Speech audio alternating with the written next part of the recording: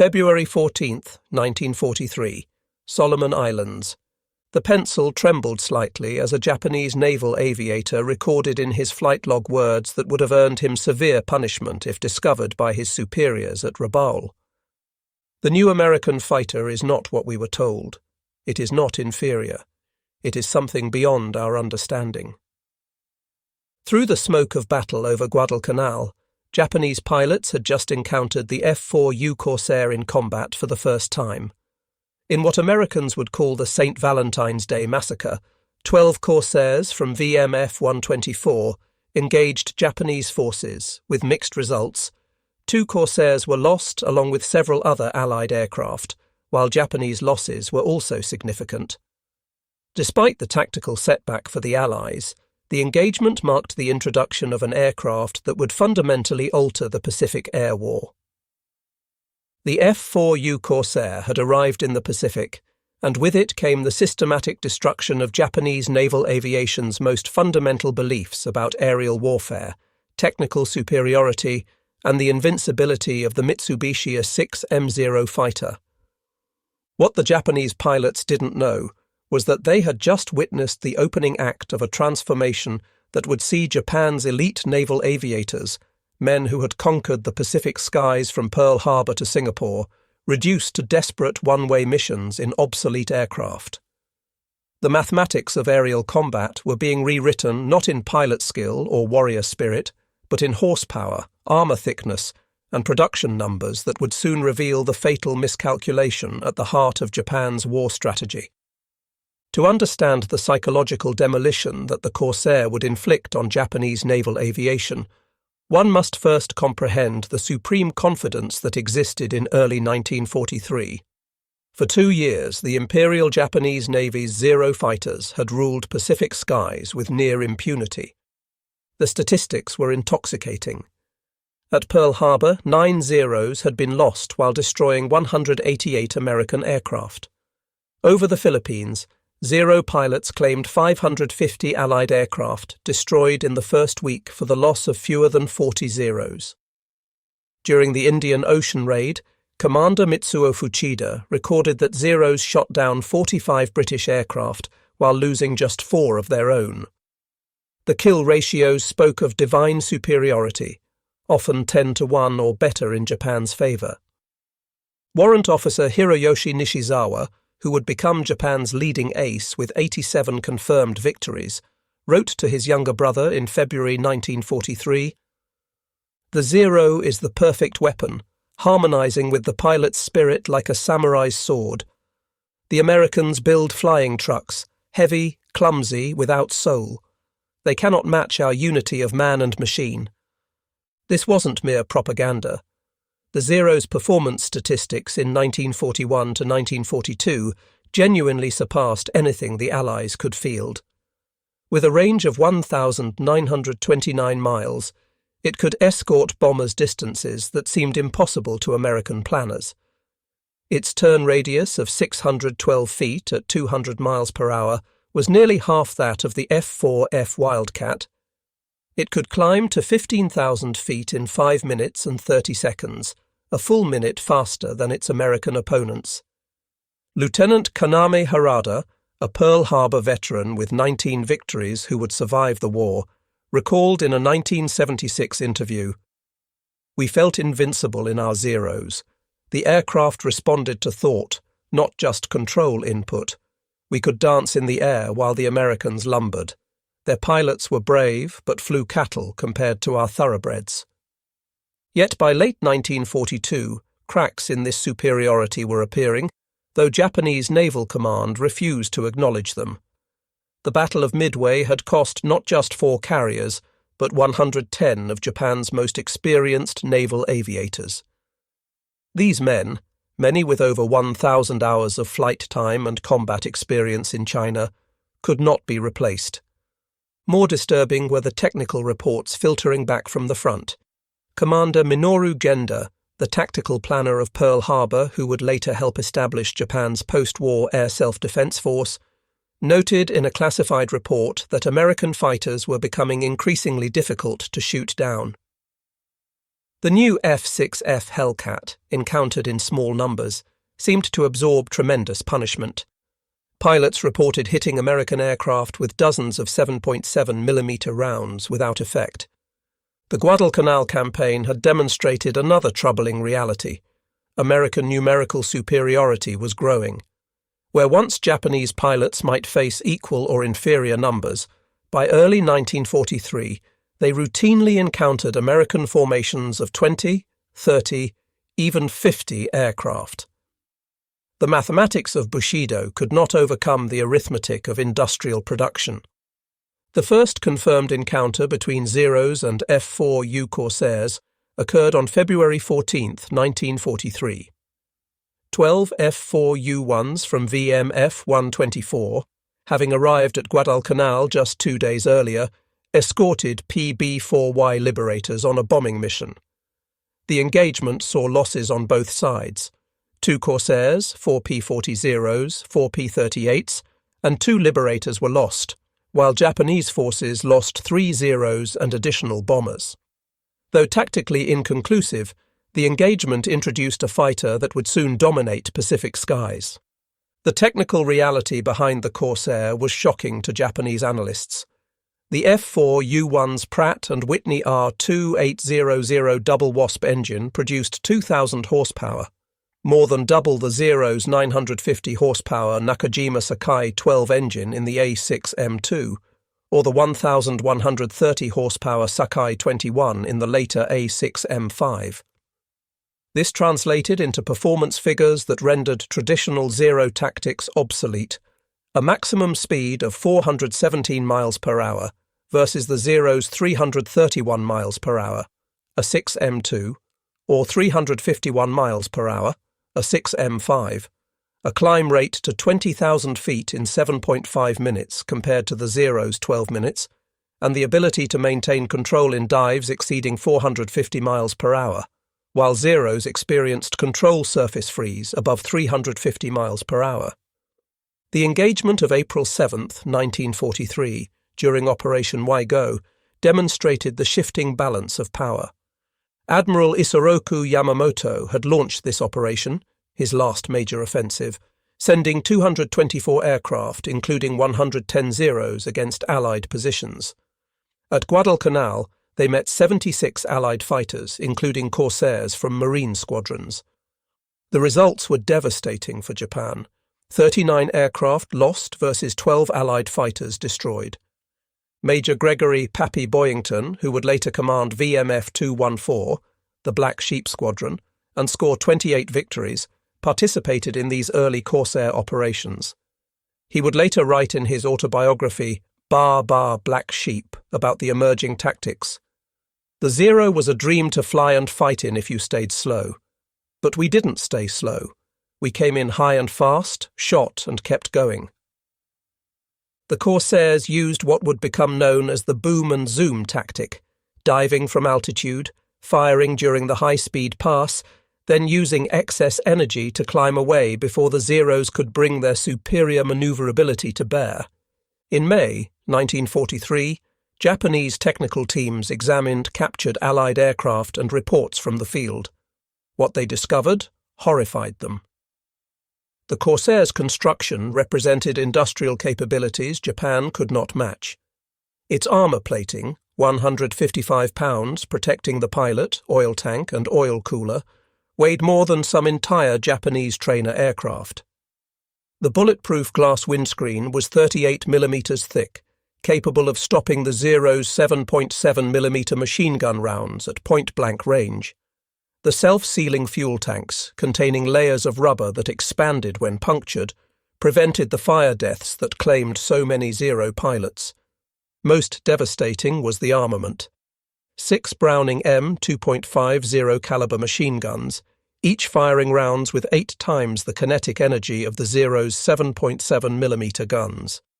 With 2,350 rounds total, the Corsair carried enough ammunition for 30 seconds of continuous fire, triple the Zero's capacity.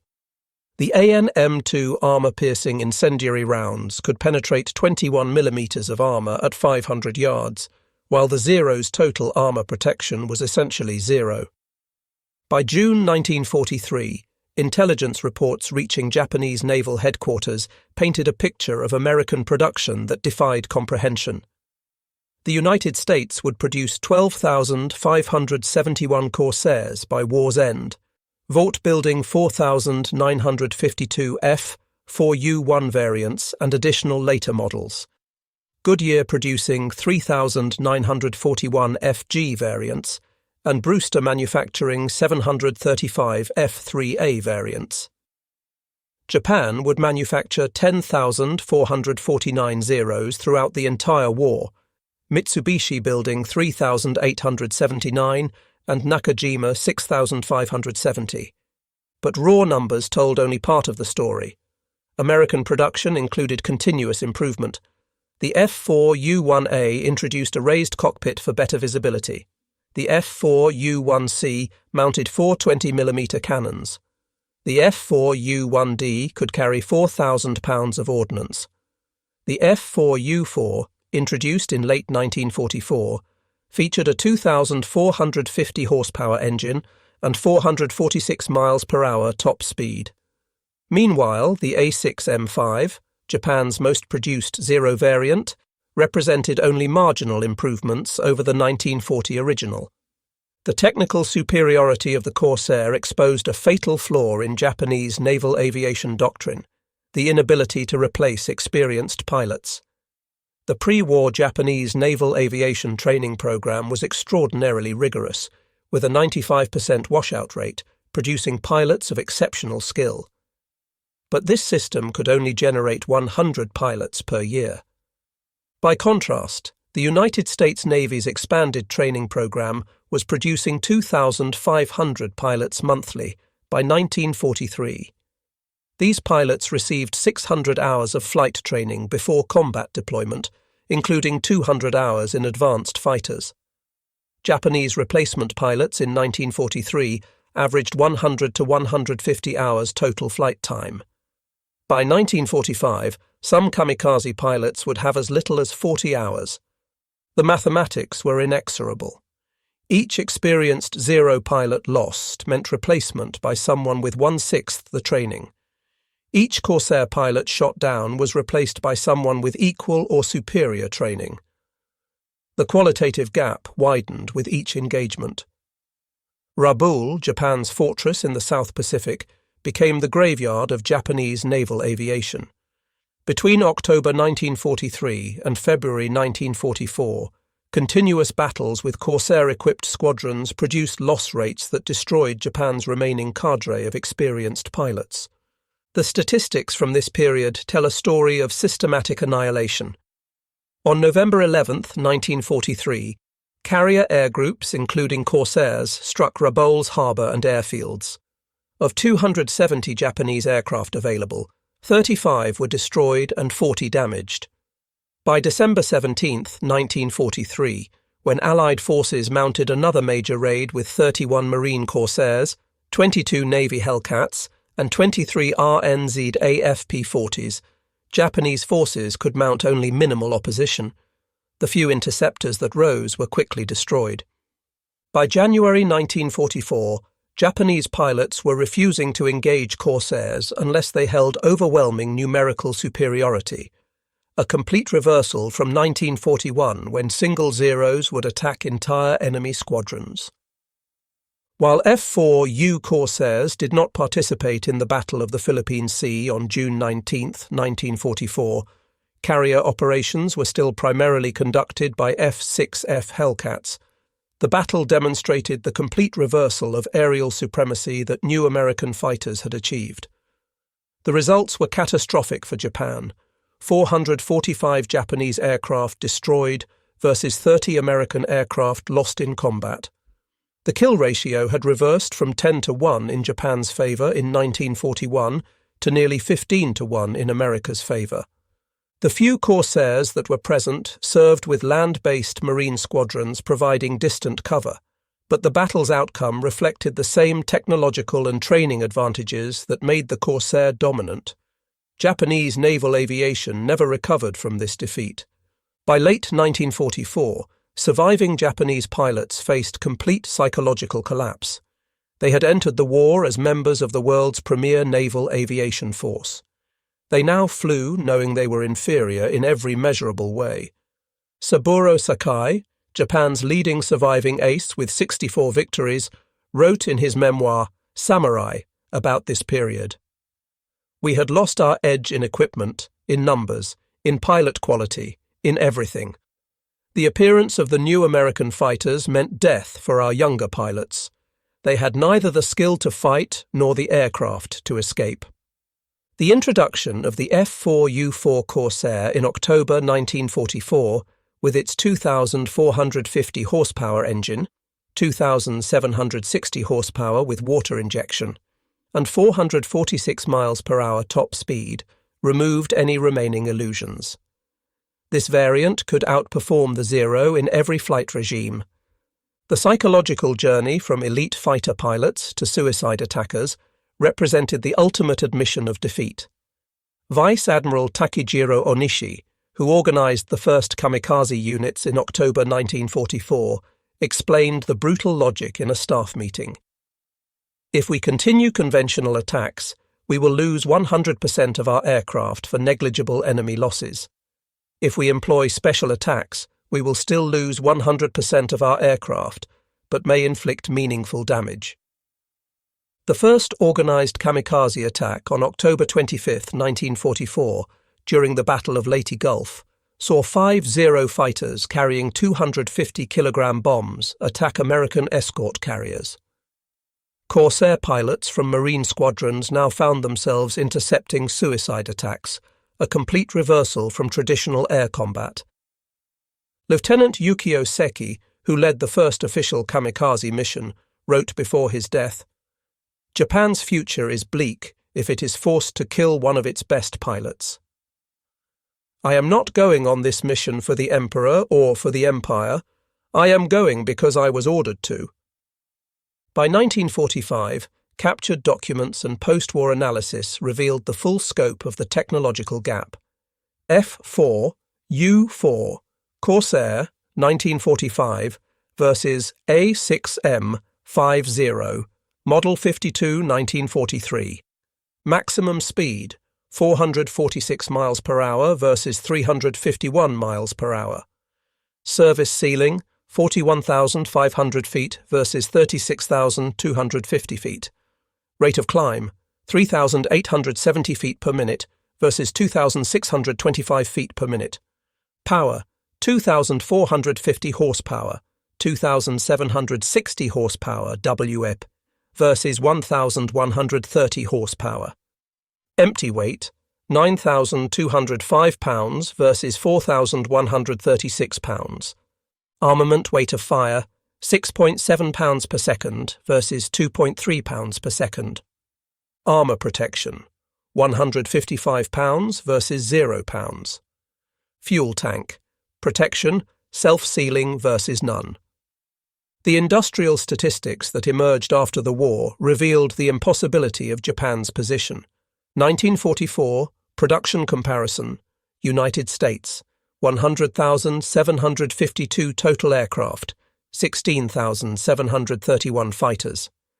Japan 28,180 total aircraft, 5,474 fighters.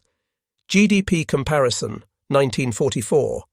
United States 1,499 billion 1990 international dollars.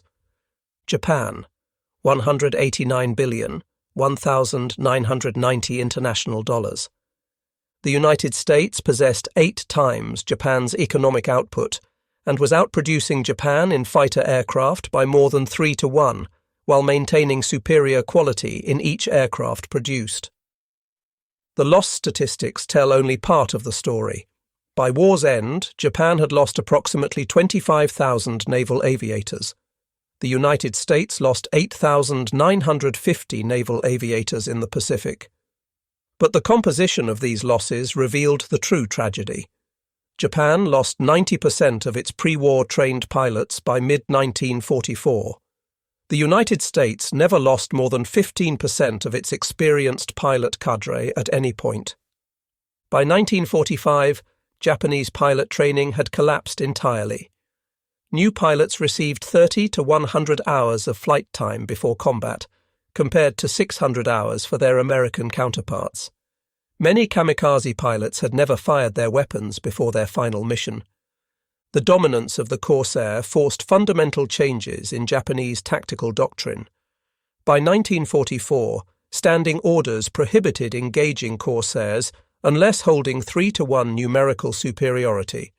Even then, pilots were instructed to make one pass and disengage if unsuccessful. The Corsair rules, distributed to Japanese pilots in late 1944, acknowledged complete inferiority. Never attempt to outclimb a Corsair. Never attempt to dive away from a Corsair. Never engage in head-on attacks. Their armament is superior. Never fly straight and level for more than 20 seconds. If bounced by Corsairs, conduct a split S and attempt to escape at minimum altitude. Attack only when holding overwhelming advantage and surprise. By early 1945, the situation had moved beyond crisis to complete collapse. Japanese pilots flew aircraft that hadn't been properly maintained in months, burning 87-octane fuel instead of the required 91-octane, or 100-octane, for optimal performance, with ammunition loads reduced to save weight. American Corsair squadrons, operating from fleet carriers after December 28, 1944, when they were finally approved for carrier operations, enjoyed overwhelming advantages in every aspect of operations. They had radar direction, rescue services, excellent maintenance, and regular rotation home after completing tours. The complete statistical record of Corsair versus Zero combat tells a story of total American dominance. Overall Corsair combat record: total aerial victories, 2,140. Combat losses, 189. Kill ratio, 11.3 to 1. Corsair versus Zero, specifically confirmed Zero kills, 1,562. Corsairs lost to Zeros, 124. Kill ratio, 12.6 to 1. Comparative pilot survival.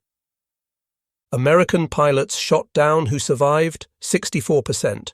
Japanese pilots shot down who survived, 8%. The Corsair represented American industrial philosophy: solve problems through overwhelming material superiority. The Zero represented Japanese philosophy: achieve maximum capability through minimum resources. When these philosophies met in combat, material abundance proved decisively superior. Jiro Horikoshi, the Zero's designer, reflected after the war: I created a fighter for a nation that lacked resources. The Americans created a fighter for a nation with unlimited resources. My design was an elegant solution to poverty. Theirs was a powerful expression of abundance. In war, abundance wins. During the American occupation, Japanese military personnel gained access to detailed information about American aircraft production. The numbers stunned them. Chance Vought alone had produced nearly as many Corsairs as Mitsubishi had produced Zeros.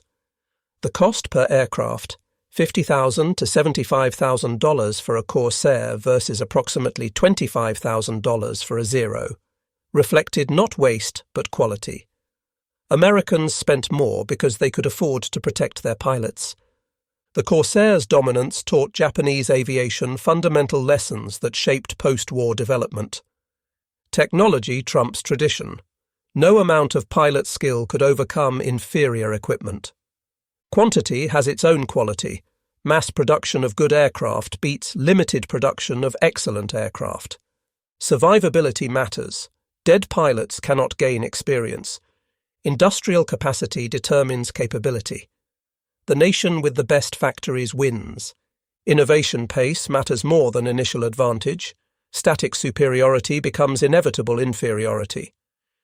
These lessons became founding principles of post-war Japanese industry, contributing to the economic miracle that followed. The story of Japanese pilots facing the F4U Corsair is ultimately about the collision between tradition and modernity.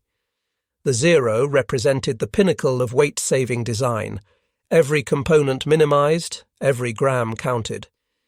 The Corsair represented industrial abundance, power, protection, and firepower without compromise. When these philosophies met over the Pacific, the outcome was predetermined. No amount of pilot skill, warrior tradition, or spiritual dedication could overcome the mathematical reality of twice the horsepower, 6 times the firepower, and armor protection versus none.